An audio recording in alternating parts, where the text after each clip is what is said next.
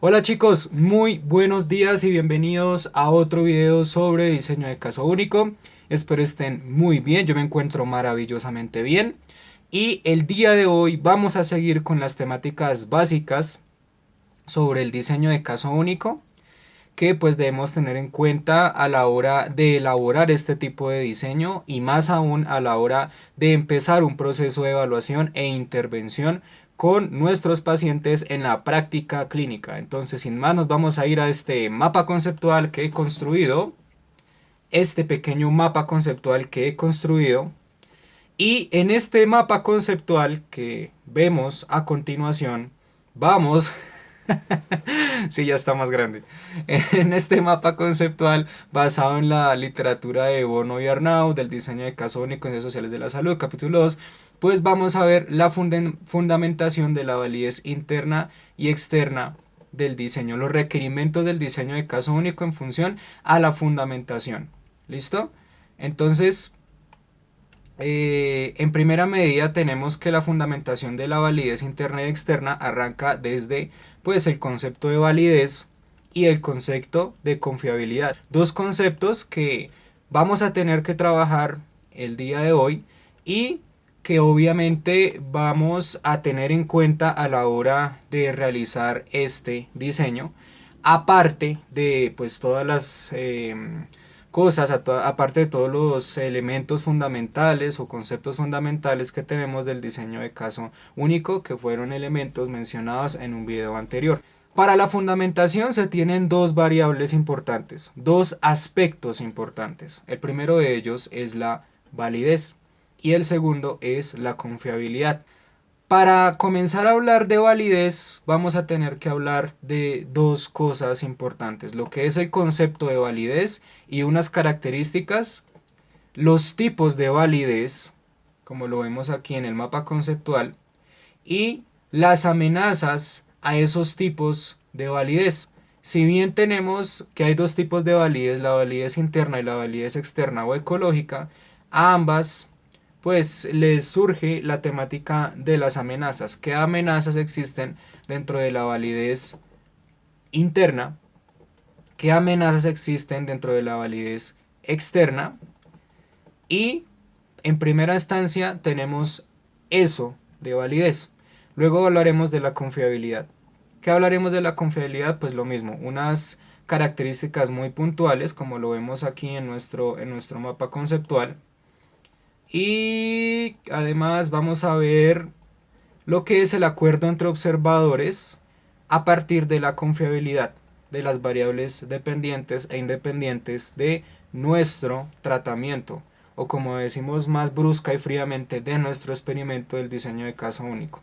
Bien, entonces vamos a comenzar por la primera fundamentación, que es la validez. Como dice aquí en el mapa conceptual, la validez es la medida en la cual el formato de datos corresponde con la ocurrencia real del comportamiento. Para ser un poco más claros, todos los datos consistentes y prevalentes de los resultados obtenidos son válidos. ¿A qué me refiero con consistencia? A coherencia. Todos los datos que son coherentes pertenecen a las categorías de la validez. Dato que no corresponda a algo coherente o algo consistente deja de ser válido dentro de nuestra investigación. Por ejemplo, el hecho de que inventemos datos adicionales que no existan dentro de la observación del comportamiento. Si nosotros inventamos esos datos, pues alteramos los resultados y esto entonces deja de ser válido en nuestra investigación. Los datos puntuales, consistentes y exactos para tener una validez completa dentro de nuestra investigación. Campbell, Stanley, Cook y Campbell dividen la validez en dos amplias categorías: la validez interna y la validez externa o ecológica. Comenzamos con la validez interna. Se caracteriza por el grado en que los procedimientos de investigación permiten obtener conclusiones razonables. El grado en que los procedimientos de investigación permiten obtener conclusiones razonables. Estas conclusiones razonables van conectadas con el hecho de acumular los datos que son, en las fases que son en los momentos que son, sin necesidad de inventar o alterar estos mismos datos. Ahí serían conclusiones razonables a partir de lo que hemos visto desde una línea de base hasta el final, que sería la fase post-tratamiento. Se requiere una claridad objetiva para la relación de las variables a trabajar. Hay que neutralizar cualquier variable que confunda, impida o complique las relaciones causales entre variables, y aquí es donde nos hablan acerca de esa claridad y de esa objetividad. Mis variables no van a ser objetivas, no van a ser claras y no van a relacionarse adecuadamente si existen variables externas que estén impidiendo o interrumpiendo el proceso. Necesito una claridad objetiva. ¿Qué significa claridad objetiva? Que yo tenga el control sobre mis variables y sobre el contexto en donde voy a implementar este diseño, iba a decir esta investigación o este diseño. Y obviamente el control implica mucho más objetividad dentro de mis procesos, ¿listo? Dentro de mi observación, dentro de mi investigación. Neutralizar cualquier variable que confunda o impida o complique, pues también hace parte de ese proceso de limpieza en donde yo todo lo voy a tener controlado, lo que es, lo que realmente quiero observar, los efectos y demás, y todo lo que sobra sencillamente lo desecho, sencillamente lo mando por allá lejos para que no impida o interrumpa mis procesos tanto en evaluación como en intervención o en la adhesión del tratamiento. Hay que tener cuidado con las relaciones causales entre estas variables, porque existir una variable externa pues impide o interrumpe esas relaciones causales, y entonces no vamos a ver, como su nombre lo indica, las causas y los efectos, no vamos a ver más que todo el efecto del tratamiento con la conducta. Entonces, apartados variables externas, variables que interrumpen el proceso y deja todo limpio para que todo esté bien hechecito, bien controlado y genial. ¿Listo? Si se neutralizan estas variables extrañas, hay mayor facilidad para hacer inferencias de las hipótesis, por supuesto. Es que es obvio. Si yo aparto todas las variables que no me sirven, dejo las que me sirven, y eso es conveniente para las hipótesis que yo tengo. Y entonces, al dejar variables que a mí me convienen, pues eso me permitirá descartar las hipótesis que no son o que no pertenecen, que en principio yo creería que sí. Desde una línea de base yo empezaría a creer que sí, pero digo, oiga, no, si yo veo esto, esto y esto, entonces probablemente esto no me sirva, lo deseche y me quede con estas y estas hipótesis que me van a servir mucho más pues para empezar la realización del tratamiento, ¿no? Entonces es obvio, hay una limpieza de hipótesis falsas cuando yo quito esas variables extrañas de mi investigación. Si se neutralizan variables extrañas, entonces hay un control sobre todo el procedimiento, eso ya lo hablamos. Y la validez interna será entonces el grado de confianza que tiene el experimentador de que la variable manipulada o independiente, recuerden que la variable que manipula es la independiente, efectivamente ha causado los cambios en la variable dependiente. ¿Sí? Estoy hablando que efectivamente, de no haber variables extrañas, es mi tratamiento el que está causando efectos en la conducta del paciente o en la conducta del sujeto. Y solamente mi tratamiento, no tiene por qué haber variables externas que hagan que, entre comillas, el paciente mejore, porque no tiene que ser así. En investigación, el tratamiento es el protagonista y nada más que el tratamiento, además del control de las variables que yo tenga para que ese tratamiento, pues, de lleno empiece a causar efectos en la conducta de mi sujeto. Y aquí lo dice otra vez, hay validez interna si y solo si la conducta del sujeto se afecta por el tratamiento y por nada más. Eso ya lo hablamos en el anterior video además. Hay validez interna si y solo si se controlan las variables extrañas. ¿Listo? Ahora vemos las amenazas de la validez interna. Son 1, 2, 3, 4, 5, 6, 7 amenazas que hay que tener en cuenta, especialmente dos, que son las siguientes. Factor historia, maduración, inestabilidad de datos, administración de pruebas, cambios en la instrumentación, sesgo de selección y efecto de regresión. Cuando hablamos del factor historia, como bien lo dice en el mapa conceptual, es que cualquier hecho externo que ocurra e interrumpa el tratamiento, pues sea, como bien lo dice, una amenaza para mi tratamiento, ¿sí? Cualquier evento externo que el paciente no pudo venir, que el paciente renunció al procedimiento, que el paciente se retrasa mucho por X o Y razón. Entonces, cualquier factor en la historia puede afectar el tratamiento e inclusive hay factores en la historia en donde el paciente ya haya hecho el tratamiento y no le haya funcionado. Entonces ahí hay que tener en cuenta que eso podría ser uno de los factores amenazantes más importantes dentro de la validez interna. ¿Listo? Maduración. Posibles consecuencias por el paso del tiempo, cansancio, hambre, tedio y vejez. Hay veces que los pacientes se aburren con el mismo tratamiento y entonces renuncian. Hay veces que crecen y ya no son los mismos de antes. O sea, si yo le aplico un tratamiento a un niño de 4 años y dura 2 años, a los 6 años pues ya probablemente no le podría servir el mismo tratamiento, hay que modificarlo, habría que cambiar y habría que estudiar nuevamente el caso porque hay variables contextuales que muy probablemente contribuyeron al crecimiento psicológico del niño y entonces ya no es el mismo niño al que yo trataba cuando tenía 4 años. Igual, el cansancio, de que mamera otra vez, ir allá donde el doctor, aquí, el hambre, uy, tengo mucha hambre, muchas cosas que pueden interrumpir y hacer de la conducta pues algo que nosotros no podemos controlar adecuadamente, dado que estas variables pues están afectando el comportamiento en diferentes argumentos y de diferentes maneras, pues eh, la conducta, el comportamiento y pues todo lo que yo quiero estudiar, en definitiva. ¿Listo? Entonces, lo que es factor historia y maduración son las amenazas más preocupantes en la validez interna. El texto nos habla que ante estas amenazas pues se puede aplicar la técnica de reversión, que es dejar de aplicar el tratamiento temporal y arbitrariamente, especialmente en la historia. ¿Listo? Dejar de aplicar el tratamiento temporal y arbitrariamente. Y eso pues sería todo en cuanto al factor historia y maduración.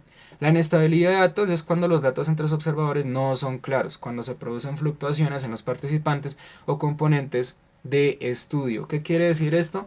Hombre, tome bien los datos, tome los datos que son. ¿Cómo es posible que un observador sí tome los datos que son y usted invente otros datos? No.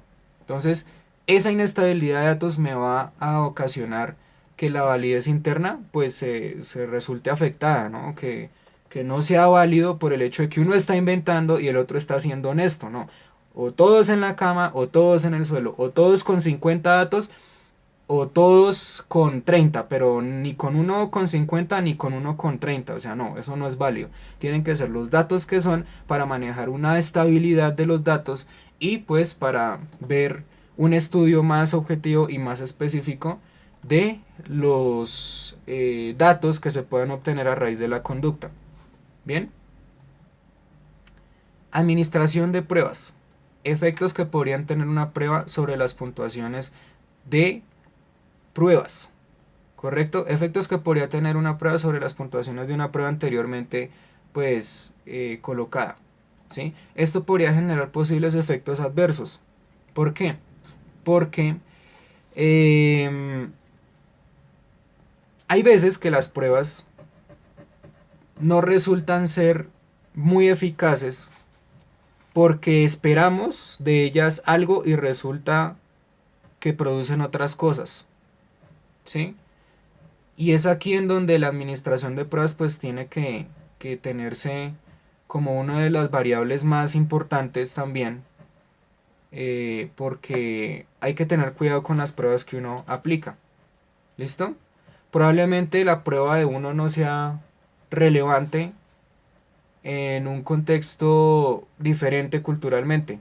Me explico, usted no puede aplicar pruebas de Colombia o que estén contextualizadas en Colombia, en Estados Unidos, y no puede aplicar pruebas estadounidenses en un contexto japonés o en un contexto tailandés, ¿sí? Entonces hay que tener cuidado con la selección de pruebas y demás, porque de no estar contextualizadas en el lugar que es, pues eso sería un riesgo para para la validez interna, ¿listo? Pero esto de la administración de pruebas lo voy a hablar claramente en otro video o en otra ocasión, ¿listo? Cambios en la instrumentación, cuando se cambian los instrumentos o los observadores de un momento a otro. Eso es típico, digamos en las universidades. No, profe, es que Charlie renunció porque tenía problemas en la casa y aplazó el semestre, pero pues llegó otro observador, se llama Gregory, y Gregory pues puede entender y comprender los datos que Charlie acumuló. Vale, pero es que Charlie y Gregory son dos personas diferentes. Charlie y Gregory tienen dos perspectivas diferentes. Charlie y Gregory tienen dos cálculos completamente diferentes. Entonces, procuremos que estos cambios no se den tan seguido, ¿sí? Puede que uno se le salga de las manos como un científico, sí, porque es que hay situaciones que se presentan y otras que, sí, en los observadores, digamos observadores que no abandonan solamente la investigación, sino que mueren. Entonces hay que tener muchísimo cuidado con los cambios de observadores y el cuidado está pues obviamente en conservar los datos que se tomaron y en tener en cuenta el instructivo que se va a tener, esa lógica para poderle explicar al observador futuro qué es lo que tiene que hacer. ¿Sí? Pero como tal, en esencia, los cambios entre los observadores pues es algo que afecta por lo que yo he dicho, porque es que el uno entendió mal o no entendió bien o el uno tiene una perspectiva completamente diferente que podría ocasionar sesgos en los acuerdos. Entonces, eso en cuanto a los observadores, ¿no?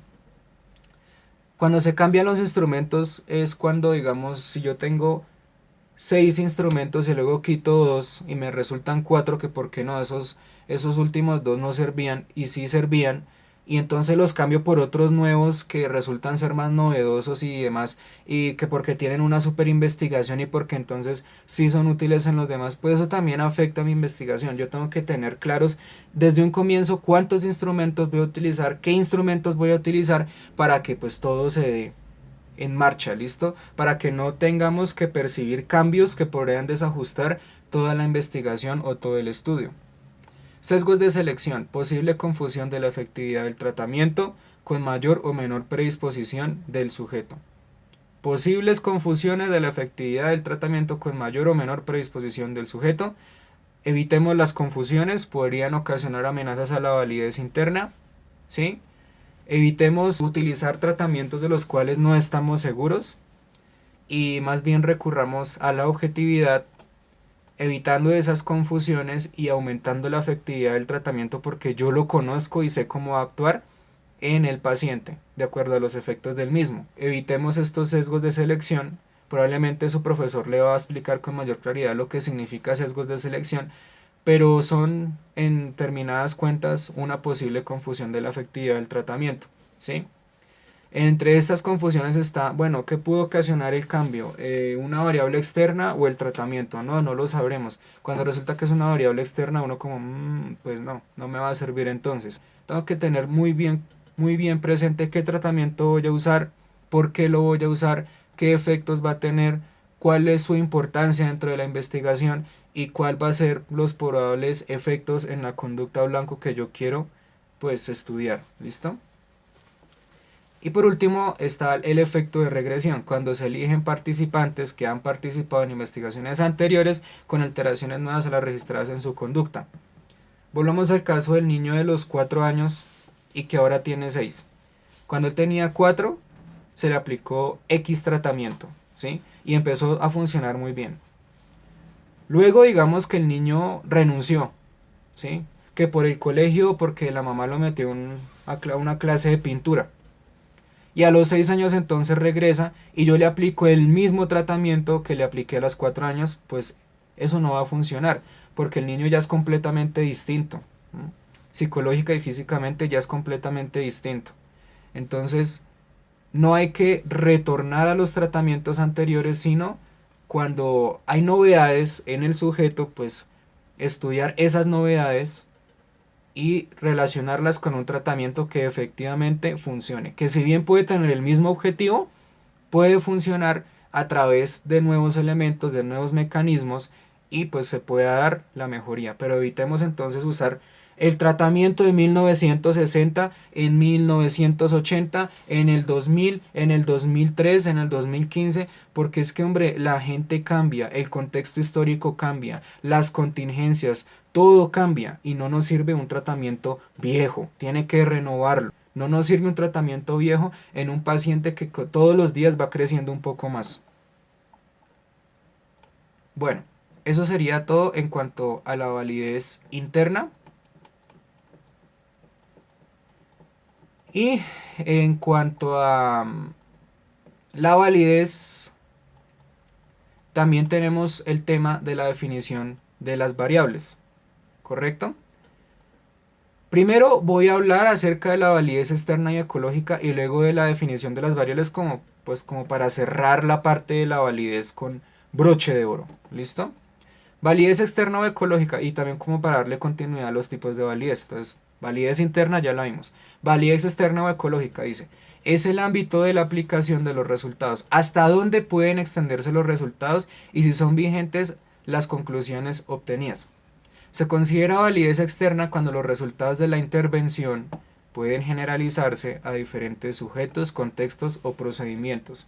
Si yo tengo los datos claros y son consistentes dentro de la validez interna y hay probabilidades muy pocas de los riesgos ante las amenazas, muy probablemente mis resultados tengan un efecto externo y es el de la generalización o el de la replicación. ¿Sí? Y aquí nos hablan acerca de esa justamente replicación. Si todo está bien dentro, todo estará bien por fuera. Ese es como la esencia de lo que nos están diciendo. Generalizar es poder replicar el tratamiento si es efectivo o válido, tanto interna como externamente. Para esto se requieren dos aspectos importantes, que es la amplitud y generalización, ¿sí? Entonces hay que tener en cuenta eso. Si todo está bien dentro de la validez interna, pues todo estará bien dentro de la validez externa, ¿listo? Sin embargo, la validez externa no coincide mucho con las amenazas de la validez interna porque tienen sus propias amenazas. ¿Cuáles son las amenazas a la validez externa? Tenemos la inadecuada descripción de los sujetos, el efecto reactivo, el efecto de interacción, selección, tratamiento y el efecto de tratamientos múltiples que como tal van a representar, como bien lo dice aquí, el riesgo de que el diseño no pueda ser generalizado o replicado.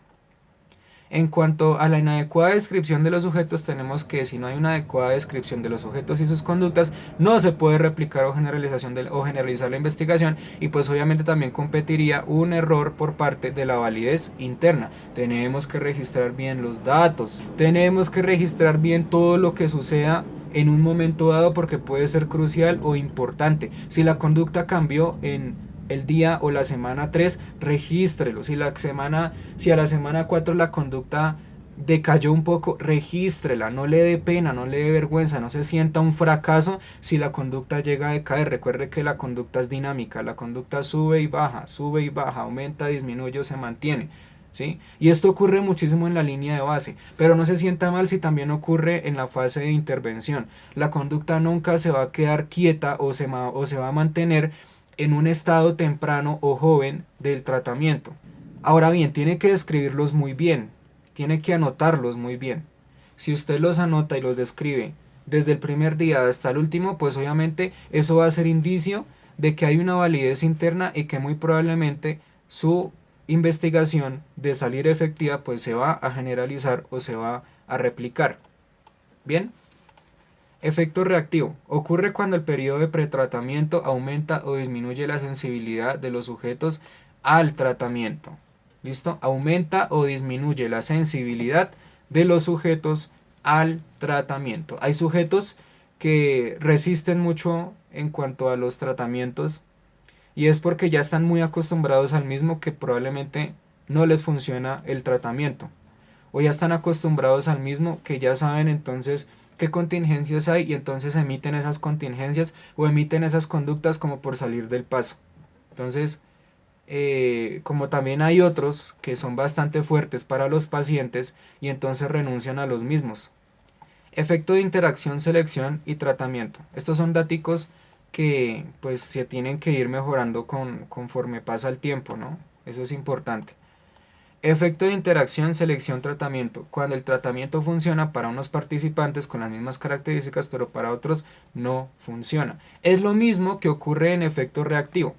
Si bien hay pacientes que mejoran cuando yo apliqué X tratamiento, hay otros que se quedaron ahí, que no les funciona, y se acostumbraron tanto al mismo tratamiento que generaron resistencia y entonces no hubo un efecto en la conducta y la conducta siguió siendo la misma. Eso también representaría una amenaza a la validez externa, porque si no todos están en la cama y algunos están en el suelo, pues hombre, eso no lo vas a poder generalizar, porque entonces el tratamiento está funcionando a medias y la idea es que funcione completamente.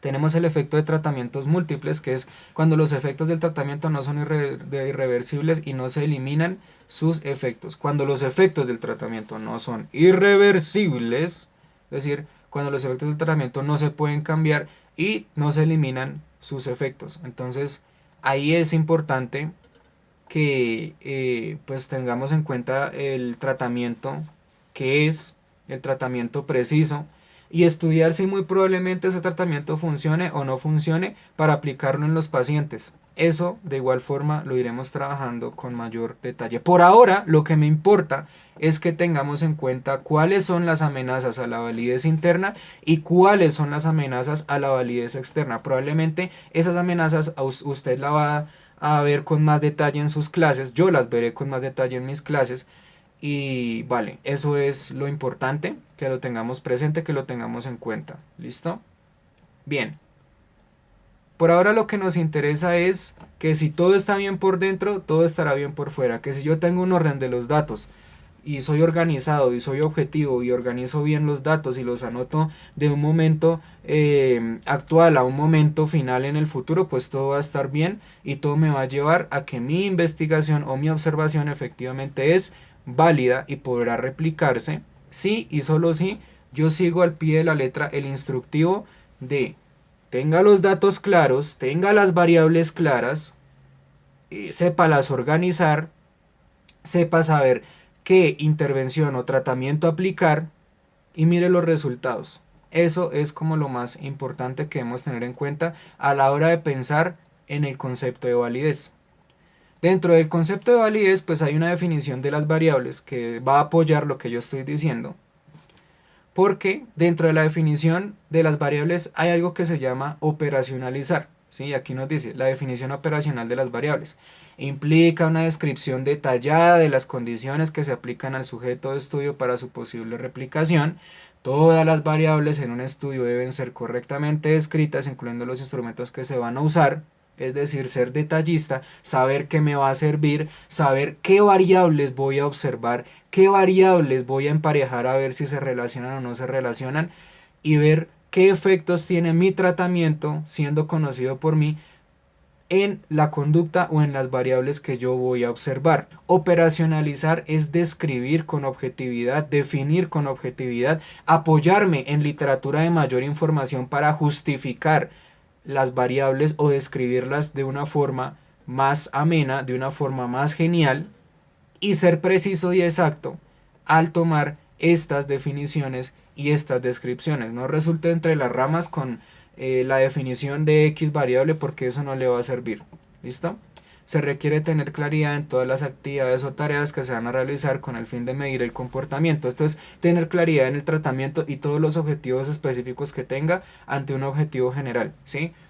Sea claro con lo que va a hacer, sea organizado, sea contundente y disciplinado a la hora de establecer un tratamiento, o más bien un plan de tratamiento o un plan de intervención para que lo pueda aplicar. Finalmente dice, cada definición o descripción de las variables debe ser consistente o coherente. Sea coherente, sea lógico con la definición de las variables y no saque definiciones de su subjetividad, sino de la objetividad de la literatura, para que se pueda apoyar con mayor facilidad y para que usted pues pueda realizar su estudio con la literatura en mano, con estudios anteriores en mano, y verá que esa definición de las variables así le va a contribuir tanto a la validez interna como a la validez externa. Y eso pues implicará en el futuro, de todo salir bien, una generalización o una replicación de su tratamiento. Muy bien, vamos a hablar entonces ahora del concepto de la confiabilidad. La confiabilidad es saber en qué medida el instrumento me da mediciones consistentes o coherentes. Sí, hay una relación entre la confiabilidad y entre la validez. Si existen diferencias muy grandes en los datos que se tomen, pues habría un problema de confiabilidad.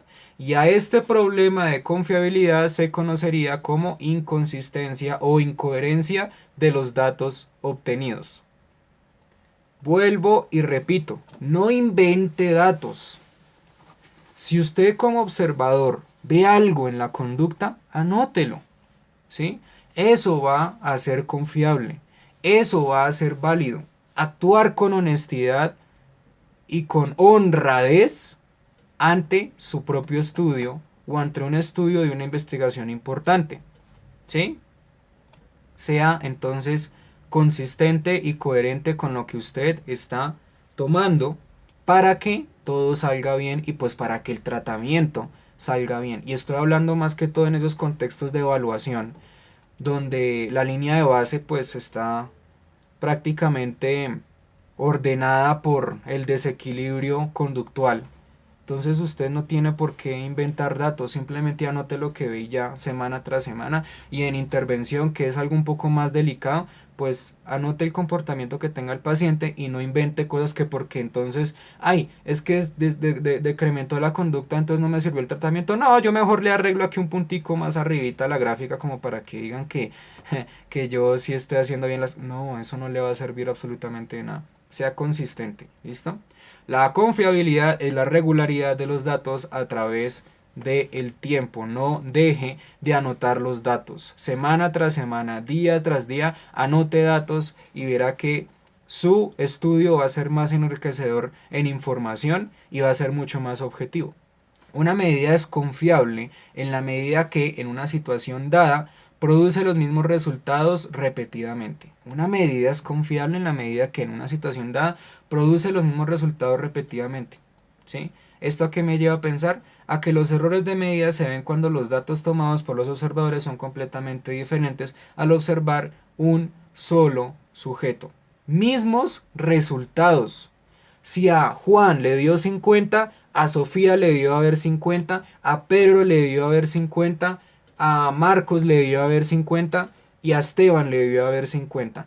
Si a Gonzalo le dio 4,9, pues hay que revisar en qué falló, porque si todos los demás coinciden con 50, él entonces cometió un error que si no se atiende con prontitud, pues podría afectar lo que es la validez y obviamente la confiabilidad. Prácticamente los trabajos realizados a partir de la validez interna y externa involucran el producto de la confiabilidad. Hay que tener en cuenta no tener errores, y si hay errores pues empezarlos a corregir rápidamente para que todos tengan un orden específico, para que todas las gráficas coincidan, para que todos los puntos de aumento o disminución de la conducta coincidan y pues se sepa llevar algo que ya veremos más adelante, que es el acuerdo entre observadores. Los errores de medida se ven cuando los datos tomados por los observadores son completamente diferentes. Eso grábeselo en la cabeza, estoy siendo muy reiterativo para que ustedes lo tengan en cuenta. O todos en la cama o todos en el suelo. Una investigación deja de ser confiable cuando las hipótesis no son claras y la unidad de medida no es concreta. Deja de ser confiable cuando las hipótesis no son claras, aquellas hipótesis que por confusión anotamos y que luego no sabemos lo que es, o aquellas hipótesis que anotamos y que no las descartamos y las dejamos ahí como si estuvieran integradas a toda mi investigación, pues genera desconfianza. Tiene que haber claridad en las hipótesis y tiene que haber una unidad de medida concreta. Si va a trabajar usted con frecuencia, hágalo con frecuencia. Si va a trabajar con duración, hágalo con duración. Ya veremos las unidades de medida. De hecho, creo que están en otro video sobre análisis conductual aplicado. Pero ya veremos las unidades de medida y lo importante que es seleccionar una unidad de medida para trabajar en mi estudio. Uno no puede trabajar frecuencia y el otro trabajar duración no, porque esa no es la idea. ¿Sí? Una unidad de medida establecida. Es más, si usted quiere trabajar con tiempo, trabajen todos tiempo, o todos en la cama o todos en el suelo. Es que ese es el truco del diseño de caso. O todos en la cama o todos en el suelo, pero no revueltos haciendo una cosa diferente a la otra, pues porque eso no generaría validez dentro de mis datos y obviamente sería algo muy de poca confianza. Entonces esa es la clave, esa es la clave. Y por eso es que en psicología clínica nos dicen, hombre, trabajen en equipo. trabaje con su supervisor lo puede guiar y eso es trabajar en equipo, su supervisor le puede decir lo que está bien y lo que está mal y eso es trabajar en equipo. Si usted le dejan una observación con 3 estudiantes más, trabaje con ellos en equipo, no se divida, no se divida, esa es la clave de todos los psicólogos. ¿Correcto? Trabajar en equipo. ¿Por qué razón Skinner llegó lejos? No porque entonces él se dedicó a ver por sí solo las ratas y las palomas, no, porque él trabajó en conjunto con un equipo que seguía sus creencias conductuales y entonces a partir de todas las prácticas que él realizó, pues sacó una teoría por medio del método inductivo. ¿Correcto? Entonces, trabajar en equipo y ser honrado. El acumulado de datos muy distintos genera sesgos preocupantes en la investigación. Lo mismo que he reiterado en este video. O todos en la cama o todos en el suelo. Si a todos les dio 50, a mí no tiene por qué darme 20, o 80 o 100, porque eso no tendría sentido. ¿Sí? Datos muy distintos genera sesgos. Hay un sesgo para cada cosa.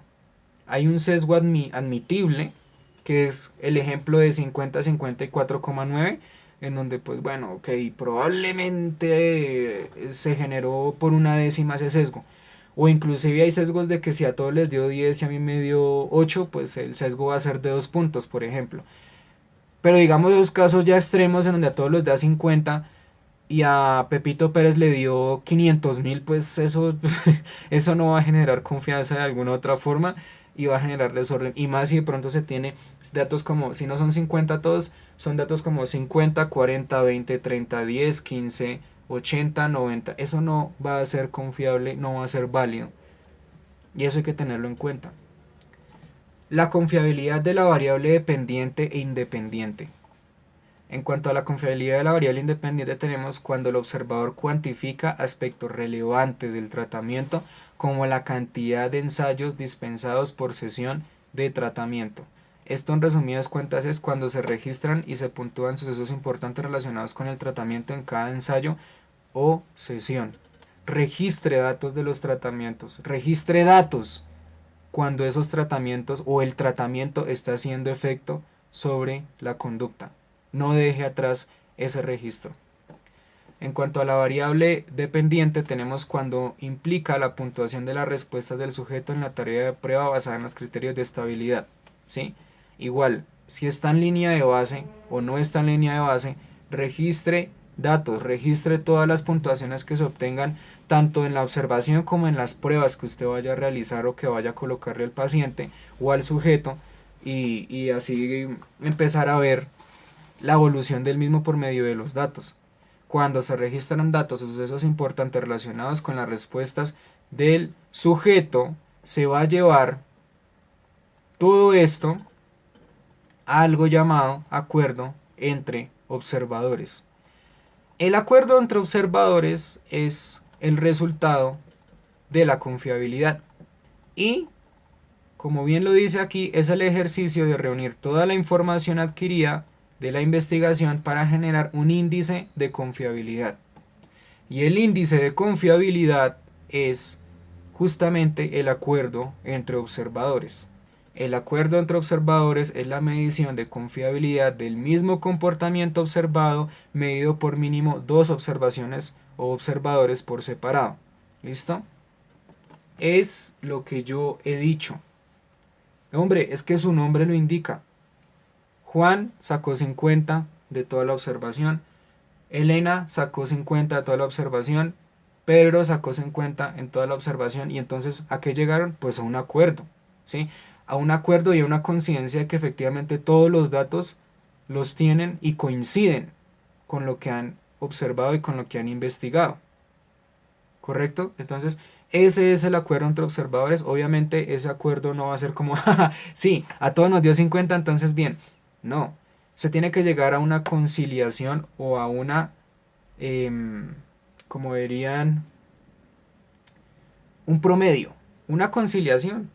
¿Sí? Podría ser una conciliación en donde todos estemos de acuerdo con lo que observamos, ajustado no solamente a la parte de la opinión, sino también a la parte estadística.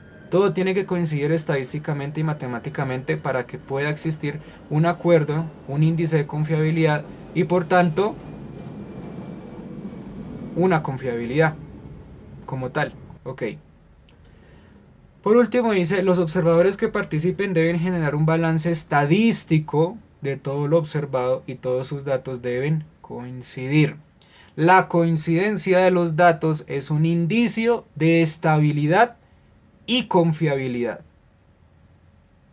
Cuando yo hablo de la palabra estabilidad, hablo de esa coincidencia en común de los datos.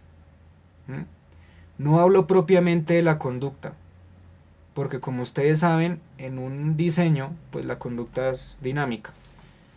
Esperamos que se estabilice, pero no estamos hablando propiamente de esa estabilidad, sino de la estabilidad en cuanto a los datos obtenidos. O todos en la cama o todos en el suelo. ¿Listo? De acuerdo a las amenazas a la validez interna y a la validez externa, pues espero tener algo mucho más claro, ¿sí?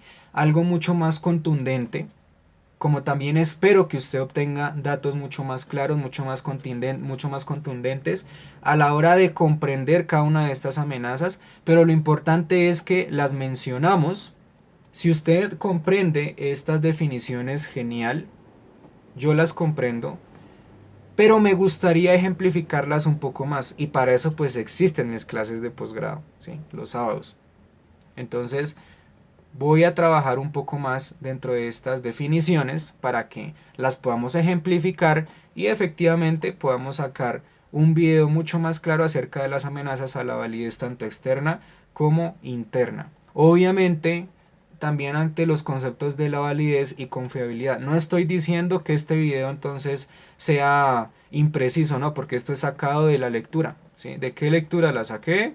De esta, Borno Arnau, Diseño de Casa Única en Ciencias Sociales de la Salud. Pero como es importante la aplicación de ejemplos para comprender mucho más los conceptos, ahí es donde entra mi profundización y mi énfasis dentro de estos conceptos. Por el momento lo que me interesa es que usted sepa qué es validez, qué es confiabilidad, qué se tiene que tener en cuenta a la hora de crear un criterio válido, cuáles son los tipos de validez, sus amenazas y qué es el acuerdo entre observadores. ¿Listo?